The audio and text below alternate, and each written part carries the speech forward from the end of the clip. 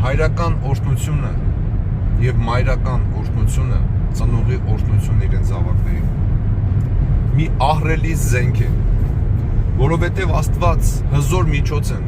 մեզ տրված մեզ պաշտպանության համար, մեր երեխաների պաշտպանության համար, եւ եթե դուք երիտասարդ եք, երեխա եք, ձեր պաշտպանության համար, որովհետեւ Աստված օրենք է հաստատել, որ լինի որդիություն եւ հայրություն, լինի ծնողություն եւ զավակություն։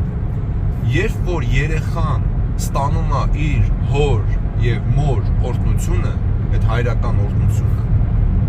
ինքը մնում է այդ Աստուծո օրենքի մեջ, ինքը մնում է այդ Աստուծո օրենքի մեջ պաշտպանված, որովհետեւ երեխան որ տնից դուրս եկավ,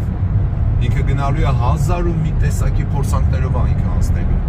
1001 ձևով սատանան դևերը փորձելու են այդ երեխուն գցել իր ճանապարհից, մոտենալու են մեկը նարկոտիկ առաջարկելու, մեկը չգիտեմ գեղեցիկ կին առաջարկելու, մեկը առաջարկելու է կազինո, մեկը առաջարկելու է ծխել, մյուս առաջարկելու է գնանք 1001 երիտասարդական փորձություն, բայց եթե այդ երեխան իր հոր